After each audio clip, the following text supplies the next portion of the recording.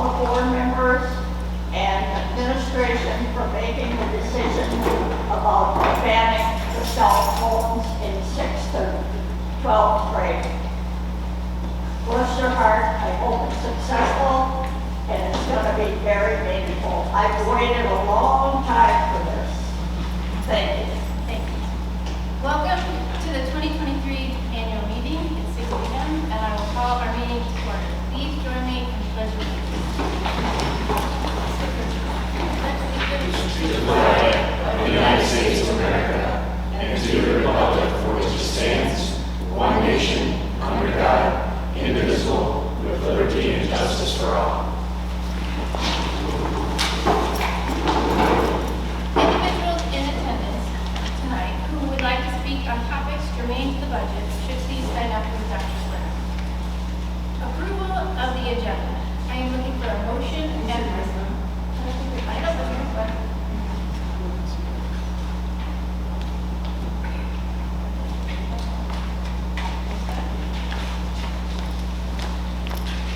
I can talk really loud. Not that many of us. That's right.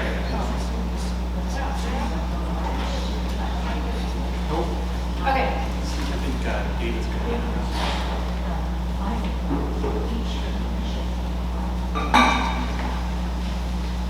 Testing, 1, 2, 3. Testing, testing.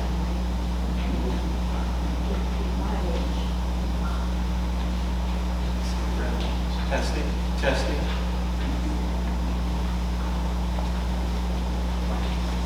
Okay, I'm just gonna be loud. Approval of the agenda. I am looking for a motion and a second to approve the agenda. If you can please state your name when you make a motion or a second.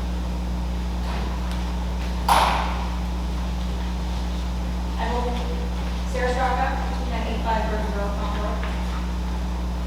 Is there a second? Second. Cody Longquist, 808 South First Street. There's a motion made by Sarah and a second by Cody to approve the agenda. All those in favor, if you could please raise your hand or stand up. Anyone opposed? The motion passes. I am now going to recite our meeting notice that appeared in the Mount Horeb Mail. Notice is hereby given to qualified electors of the Mount Horeb Area School District that the annual meeting and budget hearing of said district with the transaction of business will be held at the Mount Horeb Intermediate Center Cafeteria, 200 Hanneman Boulevard, Mount Horeb, Wisconsin, 53572 at 6 p.m. on Monday, August 14th, 2023. I am now looking for a motion and a second for someone to serve as chairperson of the annual meeting. I nominate Jessica Eric. Second. I accept the nomination. Are there any other nominations? Are there any other nominations? Are there any other nominations? There's a motion by Rod and a second by Leah for the school board president to be the chairperson. All those in favor, please raise your hand or stand up. Anyone opposed, please raise your hand or stand up. Motion passes. President will be the chairperson for the meeting. For those of you who don't know me, my name is Jessica Aragoni, and I'm happy to serve as the chairperson for this evening's meeting. In addition to the members of the Board of Education, we have Dr. Salerno, our superintendent, Mr.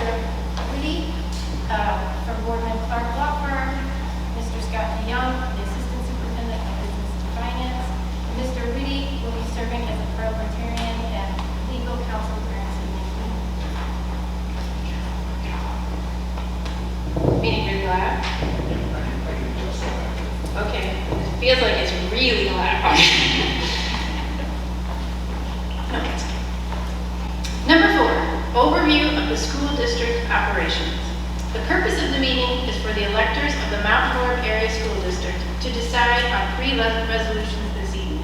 A copy of the meeting agenda and proposed resolutions are available in the annual meeting and budget hearing booklet, available by the doorway and also on the district's homepage. Number 5, citizens' comments relative to the topics of the annual meeting agenda. Each person wishing to speak should introduce themselves and state their address. In addition, to enable everyone to speak, we ask that you hold your comments to 3 minutes. Is there anyone who would like to speak?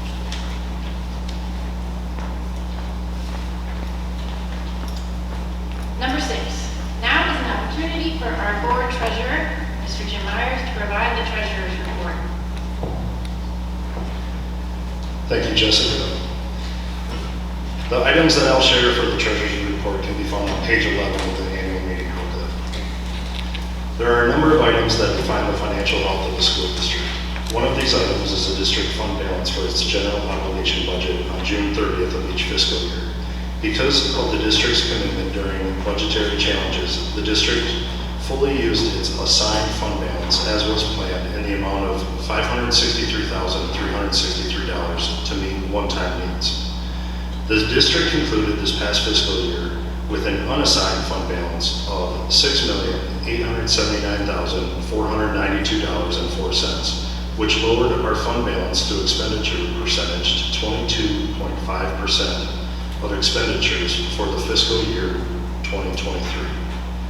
The utilization of the fund balance for planned one-time expenditures in the fiscal year 2023 allowed the district some stability prior to the implementation of the successful operating referendum that will occur in this upcoming 2023-2024 school year.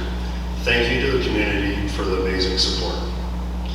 Each summer, school districts have an independent audit of its fiscal activities for the prior year. I am happy to report that once again the district had a successful audit. Thank you to everyone involved with the fiscal operations of the district. While public school funding is challenging from year to year, our successful audit reports have represented the commitment that the district has for its budgetary management. We briefly want to recognize members of the district's finance committee for their efforts. The members of the 2022-2023 Finance Committee were board members Carly Fisher, Adam Mertz, and myself. The members of the 2023-2024 Finance Committee are board members Joel Craven, Rod Heiss, and myself. Thank you for your time and attention. Now Scott DeYoung will share information regarding the district's Fund 73 Trust.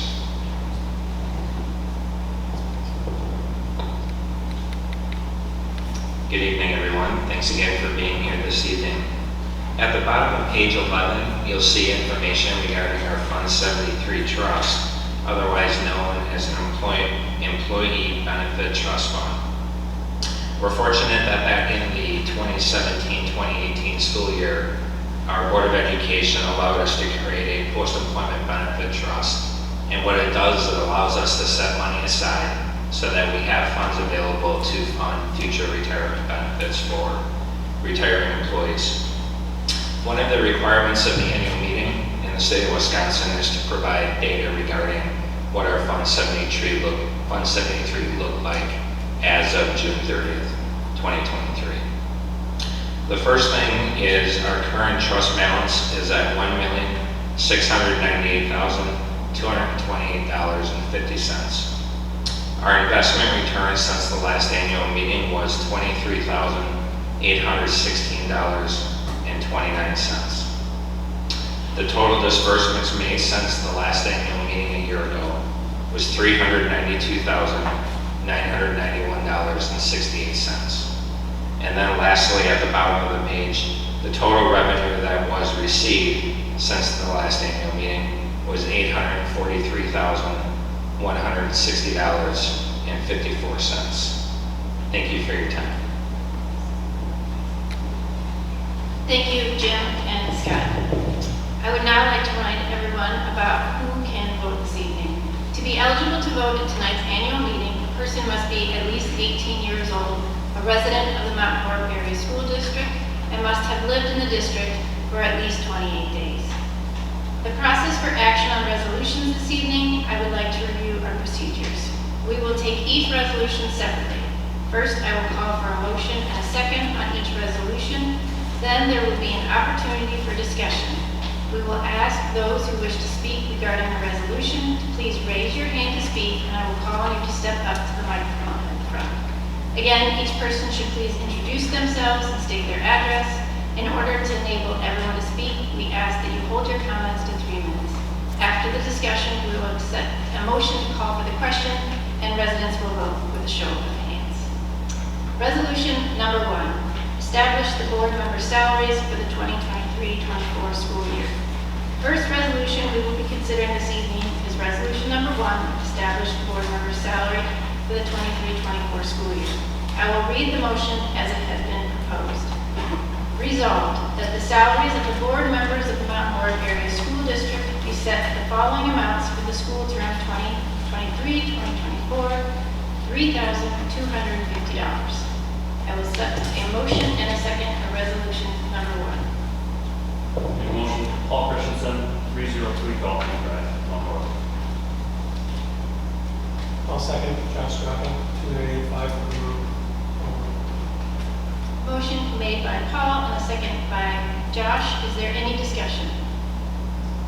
Yes, sir. My name is Bill.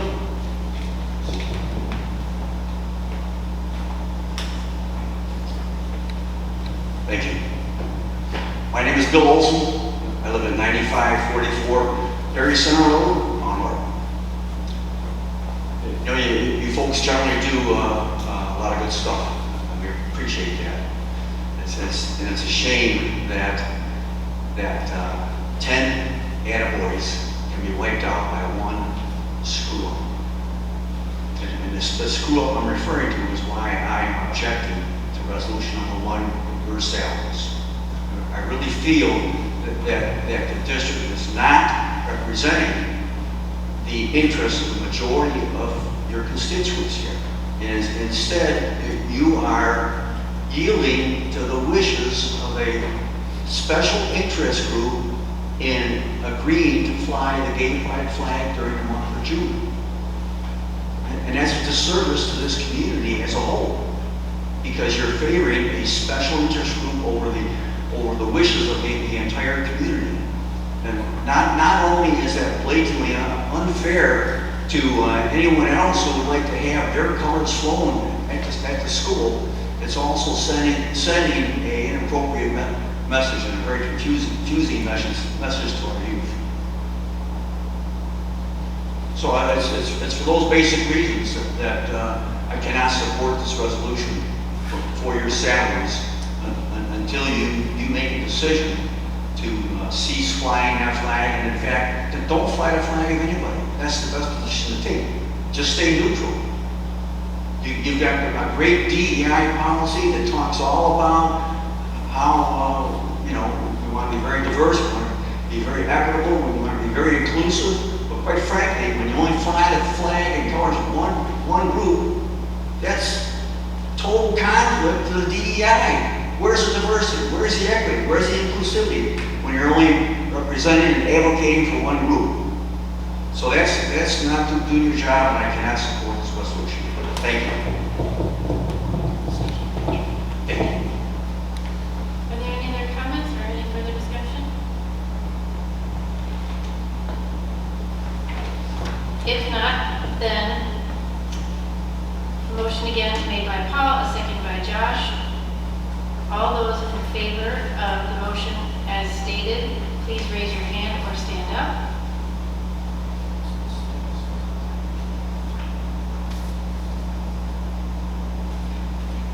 Board members, are you voting?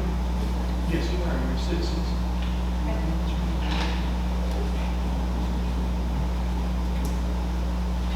you. All those opposed, please raise your hand or stand.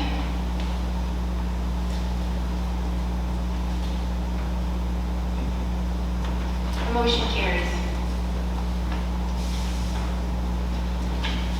Resolution number 2, reimbursement of expenses of board members for travel on behalf of the district. The next resolution we'll be considering is resolution number 2, reimbursement of expenses of board members for travel on behalf of the district. I will read the motion as it has been proposed. Resolved that the Board of Education members shall be reimbursed 65.5 cents per mile for each special meeting and committee meeting of attendance. In addition, all actual and necessary expenses of all Board of Education members on school business outside the district shall be reimbursed with the mileage at the same rate as established for district employees. I will second a motion and a second for resolution number 2.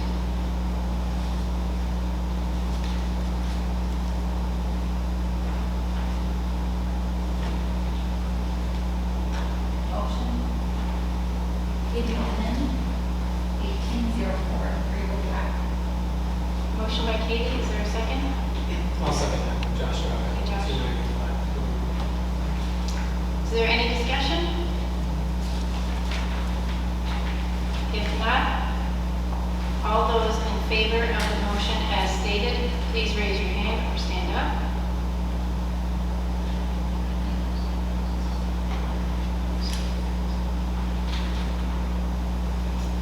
All those opposed, please raise your hand or stand up.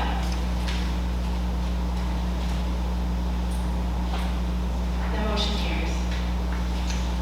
Number 9, presentation of the 23-24 budget. Please welcome Mr. Scott DeYoung again, our Assistant Superintendent of Business and Finance. He will share a brief overview of the proposed budget. Thank you, Jessica. I would ask that you turn in your booklet to page 13. Now, there's a variety of pages throughout the booklet that addresses budgetary items, but pages 13 through 16 is really the basis of it. First of all, the format. The format, if you've had an opportunity to join us in previous annual meetings, you'll notice a similar format. This is a format that's required by the state of Wisconsin when we publish and post not only previous financial data, but also an upcoming budget. So in this case, you'll see 3 years of financial data, an audited 21-22 fiscal year, and unaudited 22-23. Now, you may have heard just a few minutes ago, we did complete our audit for 22-23, but it takes a few months for our auditors to draft and submit the final audit. So until that happens, it's considered unaudited. And then last but not least, the far column on the right is the budgeted 23-24 data. Real brief history here. The Board of Education, Administration, and staff worked on their budgets in the spring. Thanks to all of you that are in attendance that were a part of that process. The board back in April adopted a preliminary budget to bring to the annual meeting this evening. I also want to thank the Finance Committee members back in July. Not only did you revise the data when you typically have meetings, but we had an opportunity to review the annual report that we have in front of us tonight, so thank you for that. A couple of big pieces that I want to point out in our budget as we move forward into the new school year. The first one is we'll be completing the final stage, the final year of what we call ESSER funds. It was federal dollars that were provided to public schools around the country in reflection to moving back in-house and providing instruction for post-pandemic instruction. So we have just over $943,000 remaining that we have utilized in our budget to some staffing, some technology, and so forth. So again, appreciate everybody that's been involved with that planning process. Page 13 specifically provides most of our revenues for our Fund 10 budget. Our Fund 10 budget is basically our general operations budget. We always like to say it keeps our lights on. All of the things for paying people, dealing with snow removal, maintenance, equipment, that kind of thing. Moving to page 14. One of the things that you'll see, the first 2/3 of page 14 is our expenditures for our operations budget. Essentially, as we've heard earlier from Jim Myers, our treasurer, is that the successful operating referendum that the district experienced back in the fall of last year is shown in this budget. What it did is it allowed for the district to not only provide wage increases, but also make some significant investments in technology, classroom materials, and so forth. So again, thank you for your support in that initiative. The bottom of page 14 talks about 2 additional funds, a special projects fund.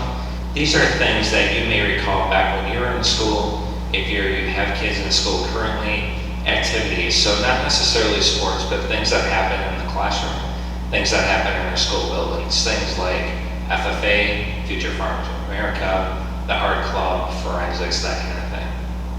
We do account for those activities here. and it is part of our regular audit process. That's our special projects fund. At the bottom of page 14, you'll see a category called Special Education Fund. So we're required through the state and the federal government to keep a separate ledger, a separate set of books for our special education fund. It allows us to be able to efficiently report data to both the state and federal governments, not only on the revenue that we're receiving, but also the expenditures, how we're utilizing those funds. So that begins at the bottom of page 14 with our revenues. The vast majority of our revenues, quite frankly, for special education comes from 2 federal grants. We do receive funding from the state of Wisconsin as well. And so if you think back even just within the last couple of months, when the state of Wisconsin approved its new 2-year biennium budget, one of the things that you hear that comes out of public education is special education funding. Public schools receive a reimbursement of costs from a previous year, and that increased to about 33%. We were at about 31%. We're looking at an increase to about 33% for this upcoming year. Again, that's money that we receive from the state of Wisconsin to support our special education program.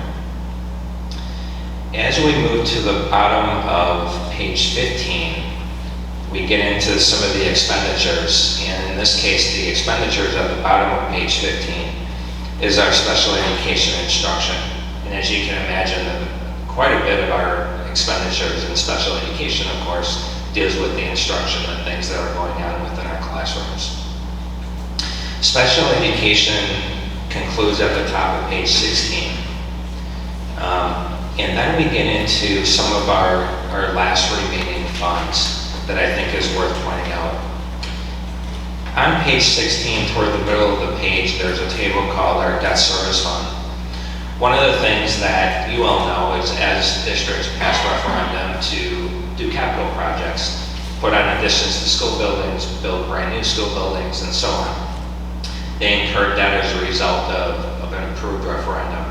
And so our debt service fund is a table that allows us to recognize our expenditures to meet our debt obligations. And there's a levy that's tied to that because as a result of an approved referendum, we then increase a levy to be able to support those expenditures. And that's what that table accomplishes. Our capital projects fund, there's a lot of zeros. And I left that in not to show a table of zeros per se. I left it in to just remind people that the project back in 2017, the addition and renovation to the high school, some of the work done to the middle school and so on, that project has been completely done for some time, but that's where we would see any capital expenditures that we would have going on. At the bottom of page 16, there's 2 tables remaining here. One is our food service fund. Our food service fund is heavily supported by both our local students and families, but also from the federal government. We are anticipating a deficit in food service. That is a planned deficit. The purpose in that is as we've had savings over the years, we want to be able to reinvest that in some capital needs that we have, replacing some dish machines, a serving line. Those are the major areas. And then last but not least, the last table at the bottom of page 16, we call a package and cooperative program fund. These are things where we work with other school districts in the area for a variety of programs. So for example, we work with Wisconsin Heights just down the road on a vocational grant called the Carl Perkins Grant. And we're the fiscal agent for that. They're great partners with us, and we're appreciative that we get to work with them for this upcoming year. We also have cooperative programs for sports, athletics. So for example, we co-op with Barnardville for wrestling and football. That's considered a co-op program as well. We're obligated by DPI in the state of Wisconsin to recognize those co-op programs in the special fund co-op programs.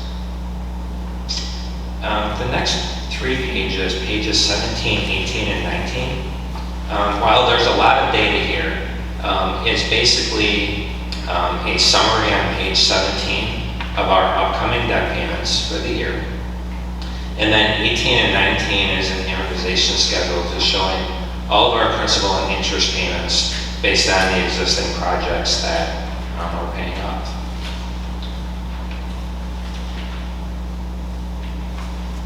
Pages 20 and 21 are two pie charts. Page 20 is our Fund 10 expected revenues for the year. And you'll see that the vast majority of our revenues we receive from both the federal and the state government, as well as from our local taxpayers. On page 21, you'll see an allocation, again in pie chart form, of what our Fund 10 expenditures are being allocated toward. It's pretty common that a school district in the state of Wisconsin has, I would say, between 75 and 85% of its Fund 10 expenditure budget to go toward personnel. And when I pause on that and I think about that, I reflect on the fact that because we are a service-oriented business, it makes sense that school districts have that kind of percentage. You'll see some of the other smaller percentages there as well as a part of our overall budget. The last pieces that I want to point out is actually an addendum. We have 5 pages of an addendum way in the back of the book. And it's actually the last 3 pages. And it's really an interesting comparison of data over a number of years. So the first one is called A3, Addendum 3. And the title is called Budget, Levy, and Enrollment. And really the purpose of this page is to simply, in landscape format, as we turn it to the side, to be able to see a comparison since the 2016-27 year of what our budget looked like, what our levy looked like, increases and decreases, and then what our enrollment has been. I should point out enrollment for a second. Obviously, enrollment is important for a variety of reasons.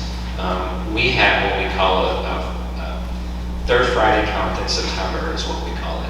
And the state of Wisconsin, led by DPI, requires all public schools in the state to do a pupil count. We're taking attendance every day, but we do a pupil count, a formal pupil count, on the third Friday in September. And that's important because that determines what type of funding we'll receive from the state for the coming school year. So right now, it's a matter of projection. Page A4 is always a very interesting table because it reviews quite a bit of history past decades and decades. And what it does, it provides a history of equalized property value. That's information on our property values that we receive from the Department of Revenue. It also shows our general state aid. That's the vast majority of funding that we receive from the state. It's called general state aid. And I'm just reviewing the columns up at the top with their headings. The mill rate, the local levy, and then the amount that we actually collect. And one might say, well, wait a minute, you're only receiving 75% of your levy, what gives? What happens is we receive our last remaining portion in August, even though our fiscal year ends on June 30th. So we always receive what we levy under state law, what the board approves. But nevertheless, when we get to June 30th, there's usually about 20 to 25% that we're still waiting to receive until the middle of August. So that's what that last column means with taxes receivable. And to really break it down a little further into this past year's tax levy is page A5. And page A5 simply shows the levies for all 9 municipalities in our district for this past school year. How much we received in January, in February, and in April through the form of a lottery credit with the state. And then last but not least, like I mentioned a minute ago, how much money we have coming yet in the month of August, and that's that far right column. So we're anticipating about 26% of our levy will be received here shortly in the month of August. Really appreciate your time listening to me as I went through these pages. It is a lot of data. And certainly in a second, if you have any questions, I'd be more than happy to answer them. Thank you, Scott. Number 10, hearing on the budget. Now is time in the portion of the meeting in which questions pertaining to the proposed budget will be entertained. If you have a question, please raise your hand and I'll share the microphone with you. And again, state your name and your address. And please keep your remarks to 3 minutes. Does anyone have any questions or comments?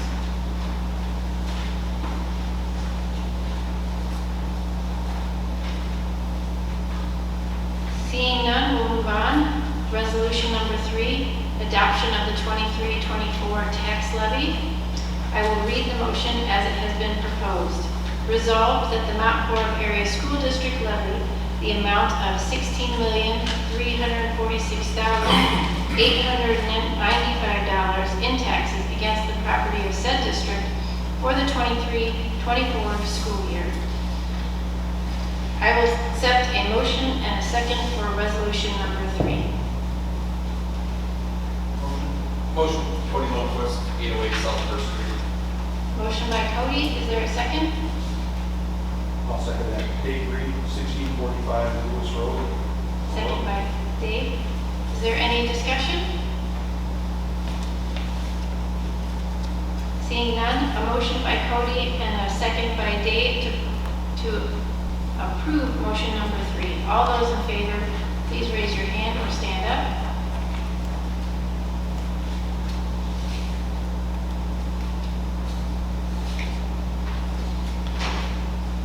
All those opposed, please raise your hand or stand up. The motion passes. Number 12, setting the date for the 2024 annual meeting. I will accept a motion and a second to set the date and time for the 2023 annual meeting. The following past practice of the meeting taking place on the second Monday in August. Next year's date is August 12th.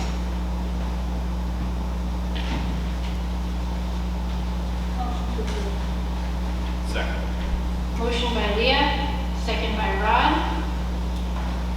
Is there any discussion?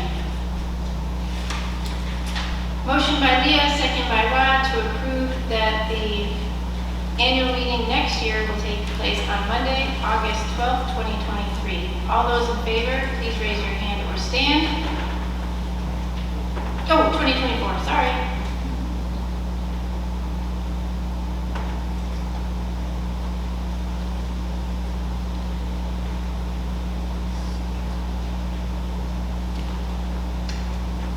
All those opposed, please raise your hand or stand. The motion passes. Number 13, is there any other business within the powers of the annual meeting that anyone would like to raise? Seeing none, that concludes our agenda of this evening's meeting. I would like to thank all of you for attending, and I will now entertain a motion to adjourn. Motion by Leah and a second by Josh. All those in favor, please raise your hand or stand. Anyone opposed? Sorry. Anyone opposed, please raise your hand or stand. We are adjourned. Thank you very much for attending.